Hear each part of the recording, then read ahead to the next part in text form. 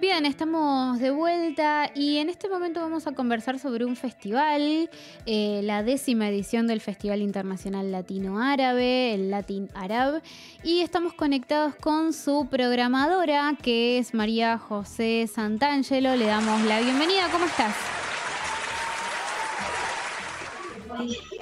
Hola, muchas gracias. Gracias por la bienvenida. María Jesús es el nombre. María Jesús, perdón. María ¿Se Jesús. escucha bien? Sí, te escuchamos bien, un poquito de ruido alrededor, pero creo que está todo en orden.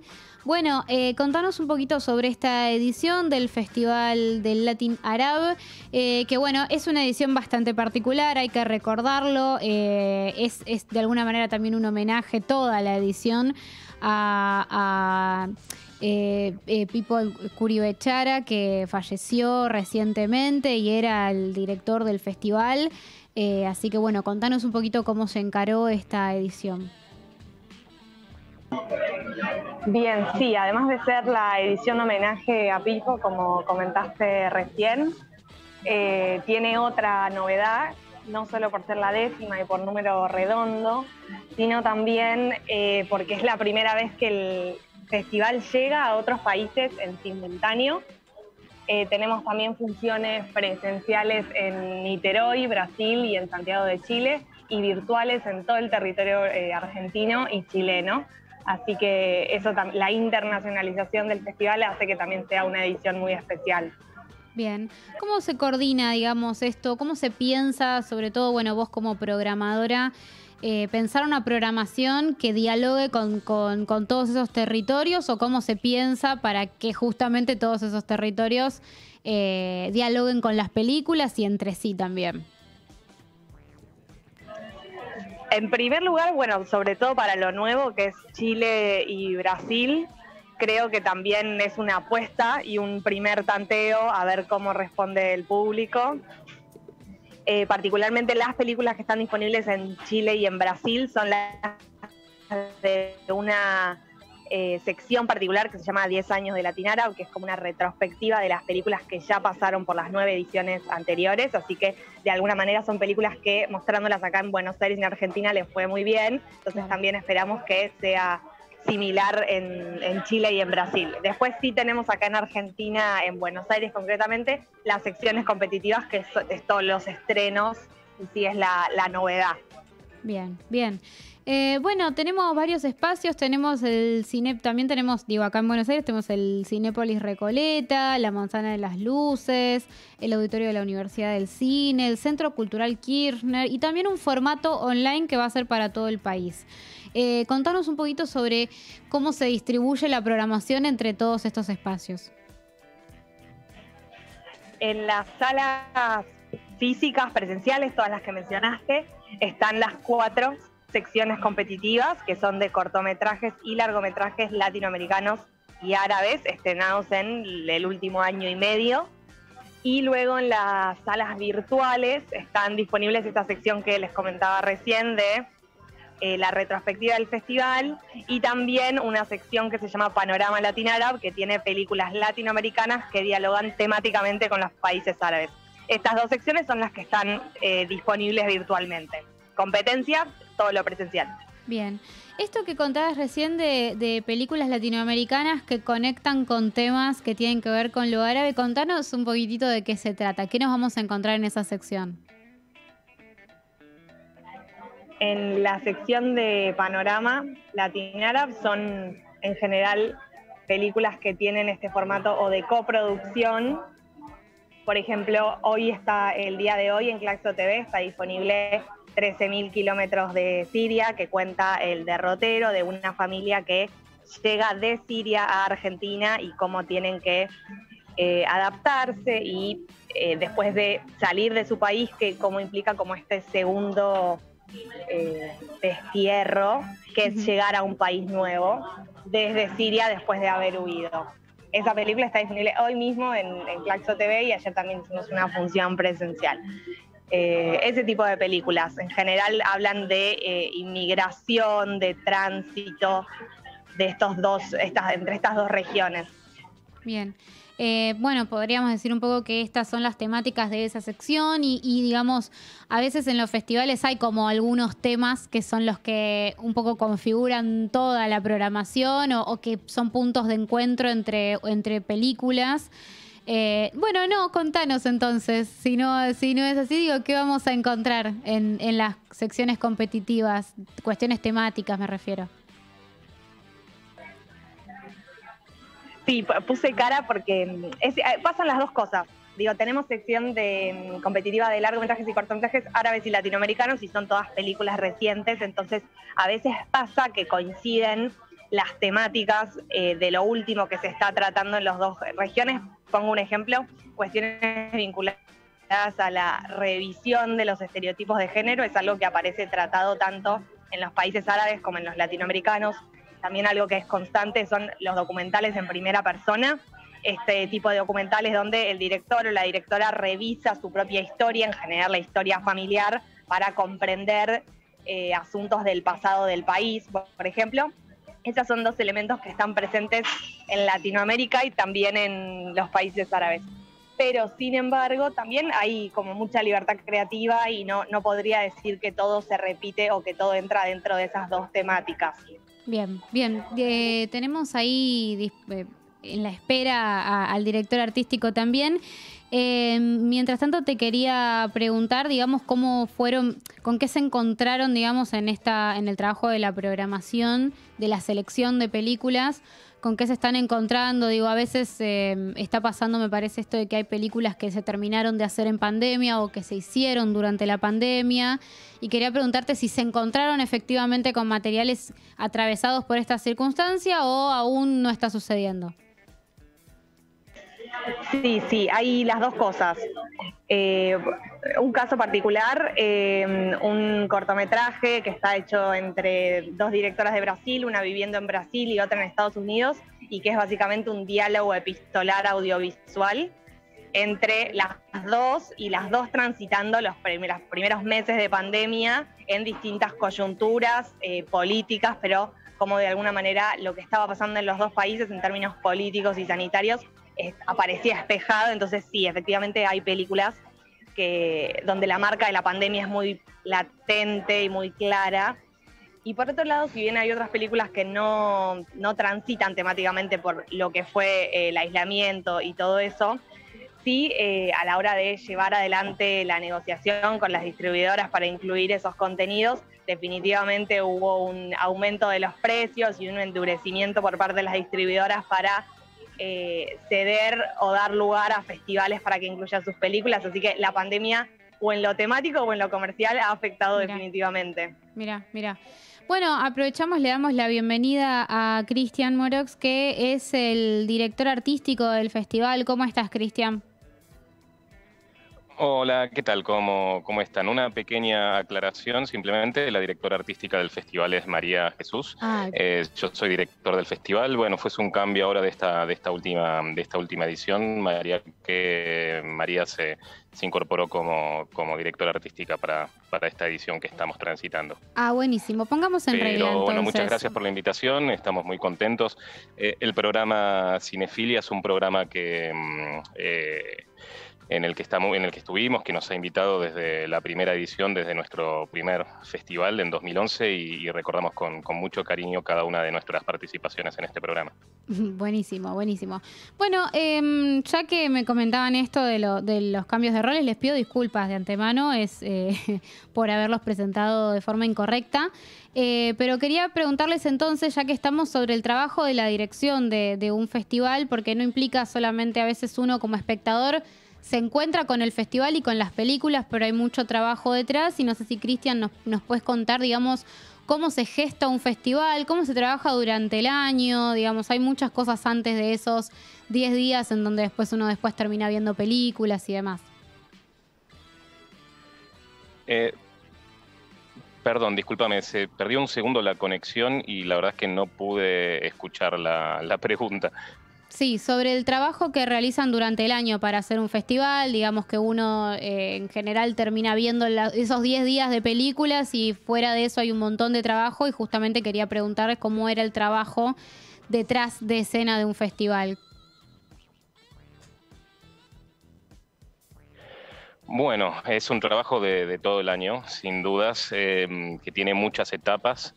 En un primer momento el trabajo va en paralelo, por un lado el trabajo de programación, que bueno, es un trabajo enorme de María Jesús y el equipo de programación, en un primer momento para hacer un relevamiento de películas, de todo lo que se produjo en los últimos 2 años en los países árabes y también en América Latina, desde la incorporación de las competencias latinoamericanas, y bien, al mismo tiempo también toda una línea de trabajo que tiene que ver con la obtención de los recursos para poder realizar el festival, tejer las redes necesarias y generar las sinergias que también permiten cosas muy importantes como este año, como es la posibilidad de estar haciéndolo el festival en simultáneo en Chile y en Brasil, y en ciudades como Santiago, en Buenos Aires y en Niterói, pero al mismo tiempo también para todo el territorio argentino en la plataforma Vivamos Cultura y para todo el territorio chileno en la plataforma Alameda TV. Justamente mencionaste algo... Luego, con el correr del tiempo también... Sí, perdón. No, perdón, continúa. Pensé que habías concluido. Por favor. Sí, bueno, no, también quería agregar que luego también con el correr del tiempo, la organización de un festival es una organización elástica en lo que tiene que ver con el equipo. Se van incorporando distintas áreas. Una vez que la programación va más avanzada, se va trabajando en lo que tiene que ver con el subtitulado de las películas, en lo que tiene que ver con el tratamiento técnico de esas mismas películas. Obviamente también en el medio, una vez hecho el relevamiento, todo lo que es la negociación y la obtención de las autorizaciones para poder proyectarlas y demás. Y bueno, es un recorrido que lleva todo el año y que desemboca en estos que son casi 15 días de festival que tenemos. Sí. Bueno, mencionaste entre todas estas un montón de tareas que se llevan adelante, algo que tiene que ver con la situación en cuanto a recursos para poder hacer un festival. Y sé que, bueno, para algunos festivales fue muy dificultosa la situación en estos últimos años para poder llevar adelante sus ediciones. Y quería preguntarles cómo fue para ustedes en esta edición, en esta instancia, cómo se encuentran con esa situación. Bueno, la verdad es que fue un año, y ya desde el 2020, muy complejo. Por un lado por la pandemia, pero al mismo tiempo también sufrimos, sobre todo de parte de uno de los principales socios que tiene históricamente el festival y que tienen la gran mayoría de los festivales de nuestro país, que es el Instituto Nacional de Cine y de Artes Audiovisuales. En 2020 hubo una decisión que afectó muchísimo, que fue el derogamiento de la resolución que establecía el programa de apoyo a los festivales nacionales. Ese mismo 2020 también, con la excusa de la pandemia, se decidió recortar en un 50%. El Instituto de Cine decía que al haber hecho ediciones virtuales no era lo mismo y no era hacer un festival presencial, y los presupuestos que estaban aprobados para destinar a los distintos festivales fueron recortados como mínimo en un 50%, y al mismo tiempo, bueno, después toda la incertidumbre hasta que finalmente, en gran medida es un gran logro de un plan y de la movilización de la red de festivales, RAFMA, de la que formamos parte, para que se restablezca el programa, y bien, y en eso estamos reencauzando un poco la situación. De todas maneras, también hay que decir que ya desde un principio el programa de apoyo a festivales aporta presupuestos que representan un porcentaje muy pequeño de los presupuestos totales de lo que implica hacer un festival. De ninguna manera se puede pensar que se puede hacer un festival con los montos que aporta el Instituto de Cine, lo que obliga, a ver, que también está bien, obviamente, como con cualquier cosa, es importante conseguir recursos de otras maneras. Tenemos apoyos significativos que son muy importantes, como el Doha Film Institute, embajadas como la Embajada de Francia que apoya también, distintos productoras o también organizaciones que apoyan a través de premios o servicios y demás. Es muy importante generar estas redes y colaboraciones, porque para no depender solo de un actor, que es la única manera en la que de poder hacer sostenible en el tiempo un proyecto como un festival de cine. Bien, buenísimo. Vuelvo a María para preguntarle sobre sobre las actividades y cosas que suelen ser más periféricas al tema de la proyección de películas, pero también suelen estar presentes en los festivales, que tiene que ver con invitaciones, invitados, charlas o distintas actividades. ¿Nos podemos encontrar con eso en esta edición? Sí, absolutamente. Bueno, ya nuestros primeros 2 invitados ya se volvieron. La película de apertura fue Gaza Mon Amour de Arab y Tarzan Nasser. Perdón, ¿se escucha bien? Porque tengo Sí, te estamos escuchando bien. Hay un poquito de ruido, pero nosotros a vos te escuchamos perfecta. Sí, mil disculpas, creo que el micrófono va bien, pero bueno. Decía, bien, tuvimos 2 directores palestinos, Arab y Tarzan Nasser, invitados a la Argentina, gracias al apoyo del Instituto Francés, y también a Santiago de Chile, que presentaron su película estreno en los ambos países. Y luego también va a venir la directora brasilera Jean Scarlenga, directora de Mujer Océano. Ella el fin de semana que viene va a estar también acá en Buenos Aires para presentar la película. Y el sábado que viene, Lara Beck, también directora brasilera, va a estar presentando Mujer, Amor dentro de cámara, las 2 películas de Brasil.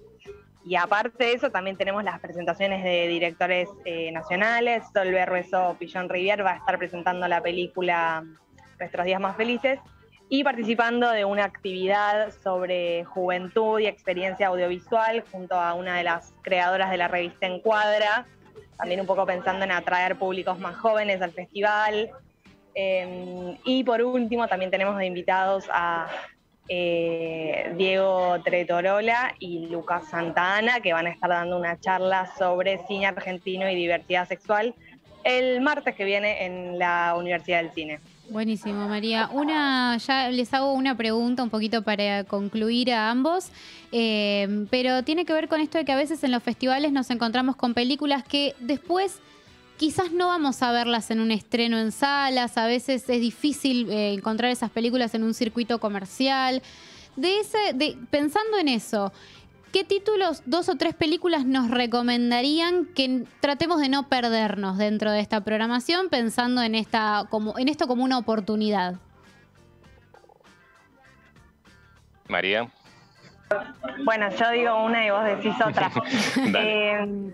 Yo diría una, así pensando en un público general, no en un público quizás festivalero, recomendaría mucho una película libanesa que se llama Death of a Virgin and the Sin of Not Living, que de hecho el director, si bien es libanés, es hijo de la madre de él, es argentina, George Peter Barbari. Es esto que comentaba al principio sobre la deconstrucción y revisión de los se nos cortó un poquitito. De género está presente, bien. Es la historia de un adolescente. Se llegó a escuchar, sí, se llegó a escuchar después todo junto, pero se llegó a escuchar, sí. Sí, ahora sí. Bueno, decía, Death of a Virgin and the Sin of Not Living es una película libanesa sobre un adolescente que sus amigos, medio un poco por presión social, los llevan a debutar con una prostituta, y la película es todo el camino desde que salen de la casa hasta que llegan al prostíbulo, con los pensamientos que pasan por la cabeza de todos los personajes, no solo sobre él. Entonces es toda una revisión sobre qué significa el éxito, qué significa la masculinidad o la hombría. Bueno, me parece que es como una película interesante porque no es tan frecuente ver temáticas así, o al menos hasta ahora no ha sido muy frecuente en el cine árabe, y es absolutamente contemporánea en términos de los debates que se están dando, y además me parece que es una película muy amena de ver, así que si hay alguien que quizá no está muy acostumbrado a acercarse a un festival, me parece muy buena para acercarse por primera vez. Buenísimo, buenísimo. Cristian. Bien, y yo quizás recomendaría también una ficción de la otra competencia de largometrajes, la de largometrajes latinoamericanos. Es una película colombiana, y también pensando un poco en un público no necesariamente festivalero y que puede apelar a todo público y también un público joven. Estoy hablando de La ciudad de las fieras, que es una película que Es la historia de un joven adolescente que tiene unos problemas con una pandilla de problemas de los que se tiene que escapar, y termina en lo de el padre, o el abuelo, perdón, en el campo, que de alguna manera, bueno, lo ayuda a trabajar en el campo y demás. Tiene la dicotomía ciudad-campo, y que en esa relación con el abuelo se empiezan a descubrir y empieza a emerger toda una historia oculta del padre del chico que bueno, termina llevándolo y acompañándolo en un crecimiento personal. La película es muy entretenida, muy amena y muy fácil de ver, y la tenemos en Cinépolis Recoleta, ya no me acuerdo el día exacto, pero bueno, también esa sería una de mis principales recomendaciones. Buenísimo, buenísimo. Bueno, Cristian, María, les agradezco por haber participado del programa y por contarnos sobre esta edición. Bueno, gracias y un abrazo para ambos. Gracias a ustedes por el espacio. Un placer. Buenísimo, buenísimo. Muchas gracias y bueno, y saludos a Luis. Sí, serán dados esos saludos. Luis debe estar escuchando desde el Festival de Cine del Fin del Mundo en este momento, así que seguramente estará escuchando. Bueno, nosotros vamos a concluir este momento con una canción de la película Incompatibles 2, que se llama Knock on Wood, de Eddie Floyd.